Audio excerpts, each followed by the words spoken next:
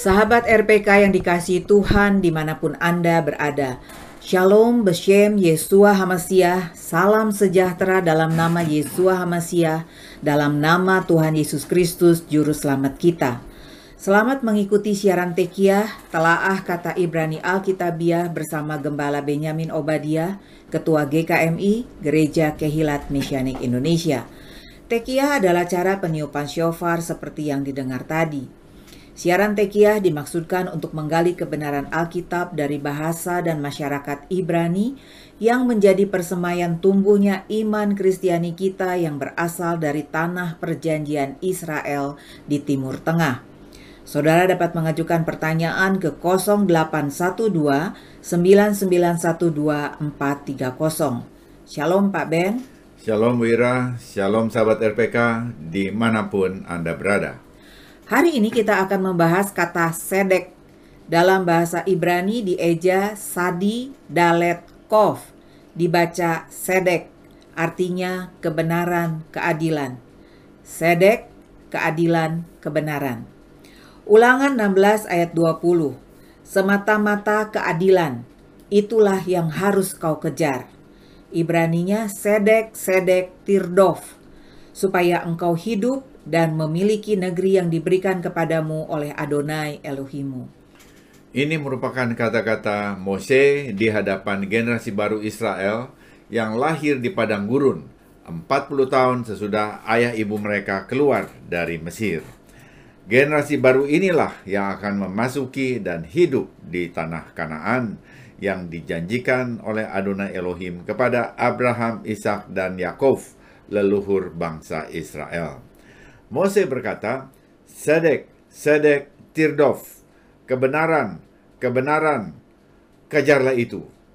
Adonai ingin umatnya hidup dalam kebenaran, dalam keadilan, dan ia minta umatnya untuk mengejar hal itu.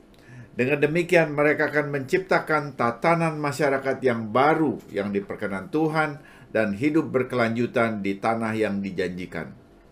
Tuhan ingin ada masyarakat yang baru yang menggantikan masyarakat penyembah berhala yang menyembelih anak-anak mereka untuk menyenangkan berhala-berhala buatan tangan mereka sendiri. Namun kebenaran itu tidak datang dengan sendirinya. Karenanya melalui Mose, Adonai memerintahkan umatnya untuk mengejarnya. Tuhan tidak menuntut umatnya langsung menjadi benar ataupun langsung menjatuhi hukuman. Sebaliknya, mereka diminta untuk mengejar keadilan walaupun belum dapat meraihnya. Mose mengatakan, tirdof, kejarlah, artinya ada upaya yang kuat. Ada proses terus-menerus yang harus dilalui, terobsesi untuk memperoleh keadilan dan kebenaran. Tirdof bukanlah upaya yang kompromistis alias jalan separuh jalan atau asal jalan saja, tetapi berlari meraih kebenaran, mengejar kebenaran dan keadilan dengan sepenuh hati, bukan hanya di permukaan atau pencitraan semata. Ini termasuk membaca Alkitab dengan pikiran terbuka, objektif, bukan dengan memaksakan tafsir pribadi. Mengapa Mose mengulangi kata sedek-sedek sebanyak 2 kali? Bagi para rabi, ini mengandung lebih banyak makna. Setidaknya ada 4 makna yang dapat diajukan. Pertama, perulangan itu menunjukkan bahwa kebenaran itu harus ditunjukkan dengan ucapan dan perbuatan. Bukan salah satu saja, tetapi keduanya, dengan perbuatan dan ucapan. Rabbi Ben Bahya mengatakan demikian. Bila salah satu saja yang dilakukan, maka ini akan mencederai diri sendiri atau orang lain. Kita harus benar dalam perkataan dan perbuatan. Dalam perbuatan dan perkataan. Keduanya harus benar. Tidak ada pembenaran bagi orang yang ucapannya kasar menyakiti, namun tetap mengklaim bahwa sesungguhnya hatinya baik. Kebenarannya, hati yang baik akan mengeluarkan kata-kata yang baik juga. Kedua, umat Tuhan perlu berbuat benar di dunia ini, olam haseh, agar dapat membawa buah-buah kebenaran itu ke dunia yang akan datang, olam haba. kita perlu mengerjakan keselamatan kita dengan takut dan gentar di olam haseh dunia sekarang, agar kita menuai mahkota kehidupan di olam haba dunia mendatang. Ketiga, sedek diulangi 2 kali, karena umat Tuhan akan mengalami penebusan, Ibraninya Geulah, dengan dipimpin oleh 2 penebus, 2 Goel. Penebus pertama adalah Moshe yang memimpin Israel keluar dari perbudakan Mesir. Penebus terakhir adalah Yeshua yang membawa Israel dan dunia keluar dari perbudakan dosa, merdeka dari kuasa dosa dan Satan. Bangsa-bangsa mendapatkan blueprint penebusan atau cetak biru penebusan pada penebusan pertama yang eksekusinya dilakukan oleh penebus terakhir, yaitu Mesias Yeshua. Hal yang keempat, dari arta sedek diulangi 2 kali, karena Mesias Israel akan datang dalam 2 peran. Pertama kali sebagai Mesias ben Yosef yang menderita dan dihina. Kedua kalinya sebagai Mesias ben David yang datang dengan gada besi untuk menaklukkan bangsa-bangsa, sehingga semua lutut bertelut dan lidah mengaku bahwa Yeshua adalah junjungan Tuhan bagi kemuliaan Bapa. Filipi 2 ayat 11. Terhadap aspek ini, Judaism modern dan Kristen modern mengambil aspek yang berbeda dari Mesias yang satu. Kristen modern menekankan Mesias yang menderita, yang disebut Mesias ben Yosef oleh para rabi. Sebaliknya, Judaism modern menekankan Mesias yang memerintah, yang disebut Mesias ben David oleh para rabi. Keduanya benar, karena Mesias ben Yosef akan datang kembali sebagai Mesias ben David. Sesuai makna ayat ini, kedua umat, baik Kristen maupun Judaisme, harus adil dalam menyikapi kedua peran dari Mesias yang satu ini. Umat Kristen bangsa-bangsa perlu melihat bahwa Yeshua akan datang kedua kalinya untuk menjadi Raja Israel yang memerintah sebagai Raja dalam kerajaan 1000 tahun. Dalam kedatangan yang kedua, Yeshua bukan menjadi Raja Gereja, karena tidak pernah ada gelar Raja Gereja dalam Alkitab. Ketika Mesias Yeshua datang kembali, ia disebut Singa suku Yehuda, yaitu Tunas David, Wahyu 5 ayat 5. Yesus akan tetap dikaitkan dengan bangsa Israel. Di sisi lain, Yudaisme modern perlu membuka diri kepada Mesias yang menderita sesuai nubuat para nabi. Kedua segi ini secara empiris dapat dibuktikan pada saat Mesias ben David datang dan memerintah di Yerusalem. Semua akan tahu siapa dia sesungguhnya. Umat Mesianik, Yahudi dan bangsa-bangsa percaya bahwa dialah sosok yang sama dengan Yeshua dari Nazaret yang telah menderita dan naik ke surga. Rasul Yohanan, murid Yeshua, menerima wahyu dari Ruach HaKodes, Roh Kudus, yang ditulisnya dalam Wahyu 5 ayat 1-5. Maka aku melihat di tangan kanan dia yang duduk di atas tahta itu sebuah gulungan kitab, yang ditulisi sebelah dalam dan sebelah luarnya, dan dimeterai dengan 7 meterai. Dan aku melihat seorang malaikat yang gagah, yang berseru dengan suara nyaring, katanya, "Siapakah yang layak membuka gulungan kitab itu dan membuka meterai-meterainya?" Tetapi tidak ada seorang pun yang di sorga atau yang di bumi atau yang di bawah bumi yang dapat membuka gulungan kitab itu atau yang dapat melihat sebelah dalamnya. Maka menangislah aku dengan amat sedihnya, karena tidak ada seorang pun yang dianggap layak untuk membuka gulungan kitab itu ataupun melihat sebelah dalamnya. Bapa Surgawi memegang sebuah gulungan kitab yang dimeteraikan dengan 7 meterai. 7 meterai menyatakan kesempurnaan yang menuntut hanya sosok yang sempurna yang dapat membukanya. Tidak ada yang dapat membukanya. Abraham, Mose, David tidak dapat membukanya. Yohanan sampai menangis melihat kenyataan ini. Tetapi seorang dari tua-tua yang hadir di hadapan tahta Bapa berkata, "Jangan engkau menangis. Sesungguhnya singa dari suku Yehuda, yaitu tunas David, telah menang, sehingga ia dapat membuka gulungan kitab itu dan membuka ketujuh meterainya. Sesungguhnya apa yang dilihat Yohanan? Apakah ia melihat citra singa suku Yehuda? Selanjutnya, Wahyu 5 ayat 6 menyatakan Yohanan melihat di tengah-tengah tahta dan keempat makhluk itu, dan di tengah-tengah tua-tua itu berdiri seekor anak domba, seperti telah disembelih. Bertanduk 7 dan bermata 7, itulah ketujuh roh Elohim yang diutus ke seluruh bumi. Anak domba itu dan menerima gulungan kitab itu dari tangan Dia yang duduk di atas tahta itu. Luar biasa.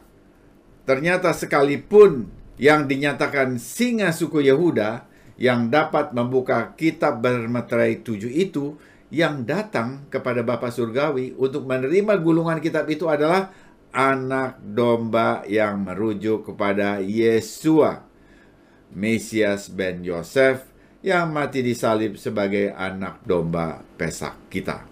Jadi bagaimana kesimpulannya?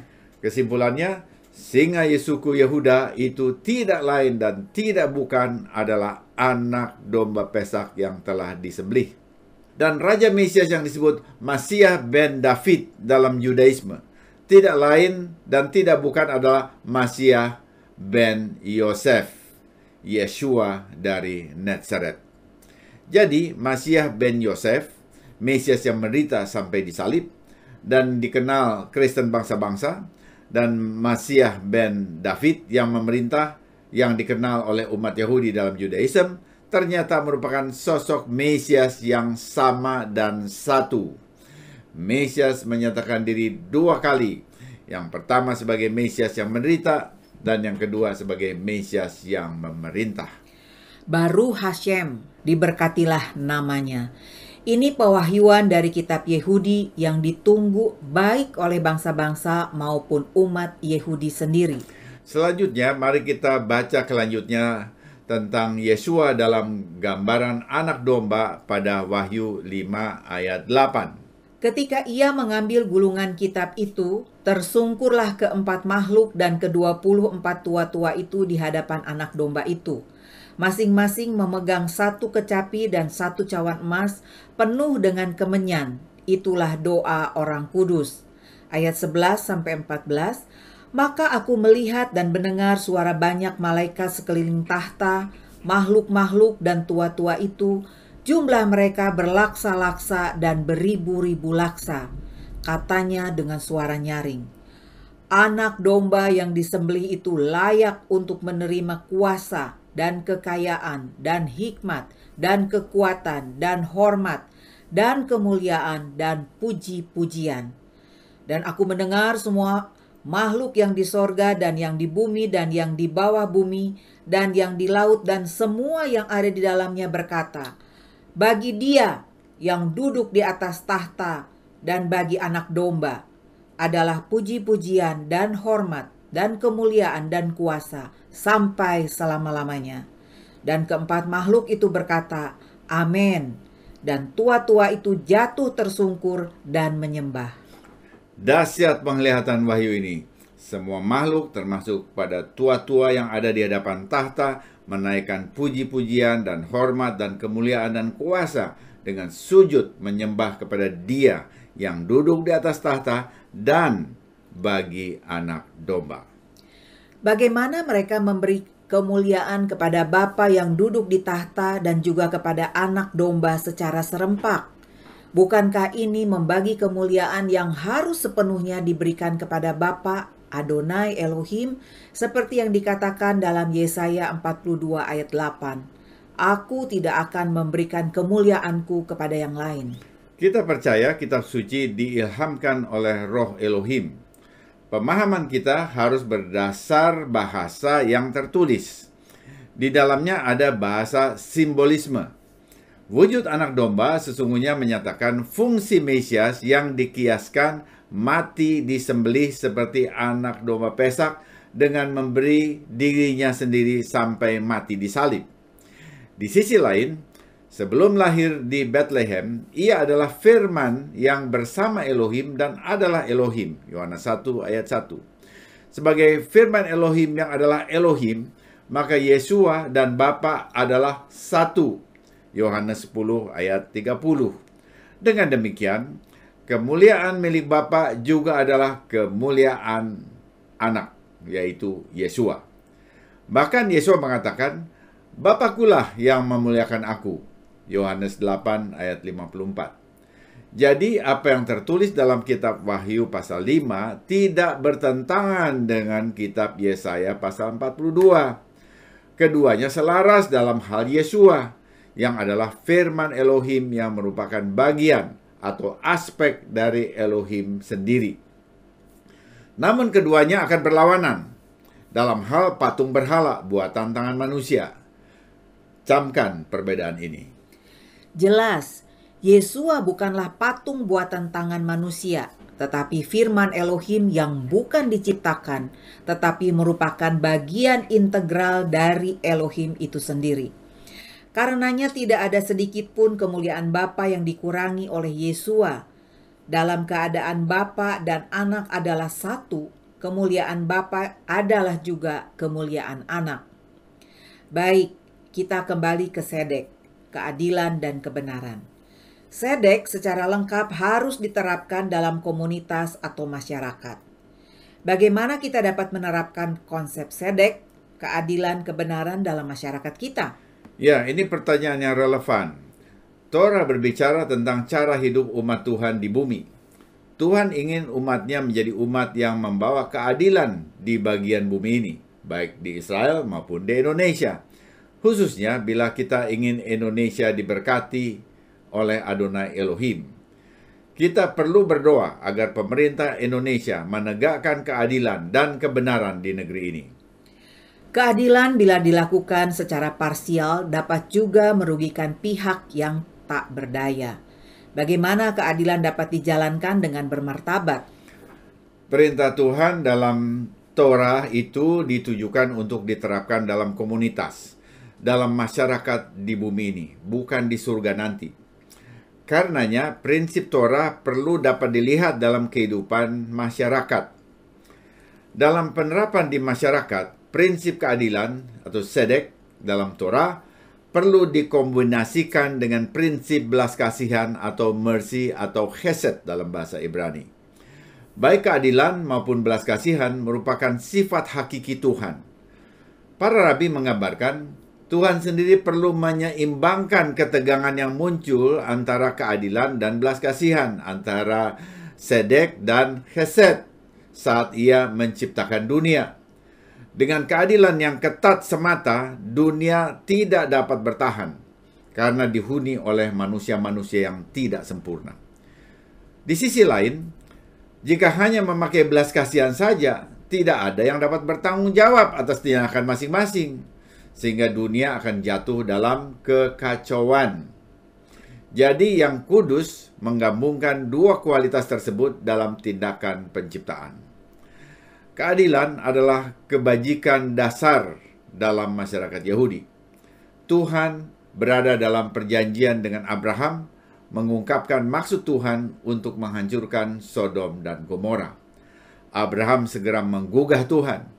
Bukankah hakim seluruh bumi harus berlaku adil? Kejadian 18 ayat 25. Abraham mengingatkan Elohim akan keadilan yang mendasar sifatnya, karena tanpanya masyarakat tidak dapat berfungsi. Dalam kasus Sodom, keadilan menuntut agar yang tidak bersalah tidak dihukum bersama dengan yang bersalah. Karenanya, keadilan sejati, sedek, membutuhkan belas kasihan, hesed. Luar biasa ajaran Torah Adonai. Keseimbangan keadilan dan belas kasihan perlu terlihat dalam tatanan masyarakat. Coba kita lihat, apakah kebijakan kenaikan harga BBM yang baru dilakukan pemerintah RI mengandung unsur keadilan dan unsur belas kasihan di dalamnya? Menarik dan dapat diperdebatkan. Bagaimana prinsip keadilan dan belas kasihan perlu terlihat dalam penyusunan kebijakan publik? Coba kita kaji informasi yang dilansir di media massa. Untuk menanggulangi kenaikan harga BBM akibat perang Rusia dan Ukraina, serta dampak geopolitik lainnya yang cukup rumit, pemerintah RI memberi subsidi BBM bahan bakar minyak dalam negeri yang cukup besar. Ini membebani APBN sehingga defisit anggaran tahun 2021 menjadi semakin lebar, di atas 5%. Yang dalam sistem anggaran berimbang ini harus diwaspadai. Di samping itu, subsidi BBM itu tidak tepat sasaran karena lebih banyak dinikmati golongan mampu, padahal sasaran sesungguhnya adalah golongan tidak mampu. Untuk mengoreksi hal ini, subsidi BBM harus dikurangi dengan dialihkan ke bantuan langsung tunai BLT yang dibagi menjadi 3 jalur. Pertama, bantuan langsung tunai BLT untuk 20,65 juta kelompok masyarakat sebesar 300.000 sebanyak 2 kali. Kedua, bantuan subsidi upah sebesar 600.000 kepada 16 juta pekerja dengan gaji maksimum 3,5 juta per bulan yang diaktifkan 1 kali. Ketiga, bantuan dari pemerintah daerah dengan menggunakan 2% dari dana alokasi umum untuk membantu sektor transportasi seperti angkutan umum, ojek, nelayan, dan bantuan tambahan perlindungan sosial. Jelas dengan 3 bantalan sosial ini, dampak kenaikan BBM coba diredam agar tidak terlalu keras memukul golongan berpenghasilan rendah yang sangat memerlukan. Ini menunjukkan bahwa pemerintah RI cukup mempunyai pertimbangan keadilan dan belas kasihan dalam membuat kebijakan publiknya. Bukankah kebijakan ini akan memicu inflasi yang dialami seluruh masyarakat? Benar, inflasi akan terjadi. Kita semua terkena. Dampak ini yang harus diredam juga oleh pemerintah dengan menetapkan standar kenaikan harga yang wajar. Ini pekerjaan rumah bagi pemerintah akibat kebijakan yang diambilnya. Namun dari segi kebijakan, walaupun tidak sempurna, pemerintah RI sudah berupaya untuk membantu lapisan masyarakat miskin.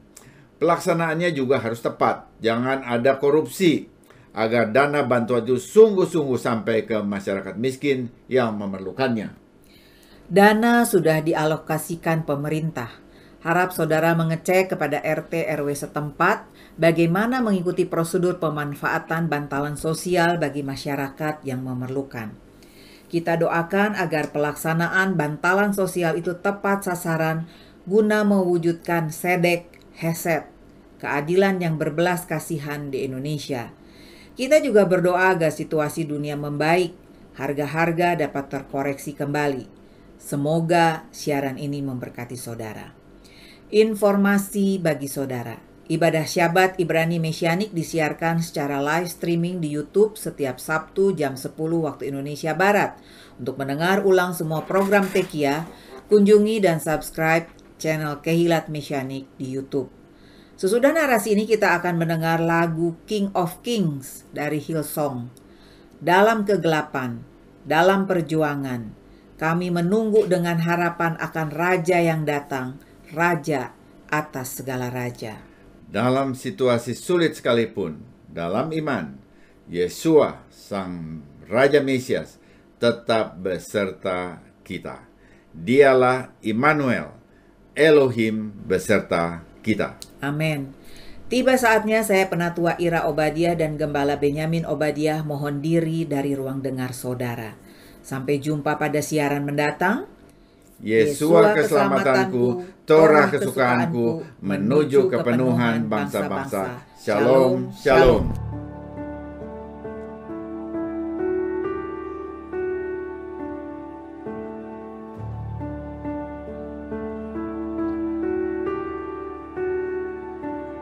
In the darkness we were waiting, without hope, without light, till from heaven you came running. There was mercy in your eyes, to fulfill the law and prophets. To a virgin came the word, from a throne of endless glory to a cradle in the dirt.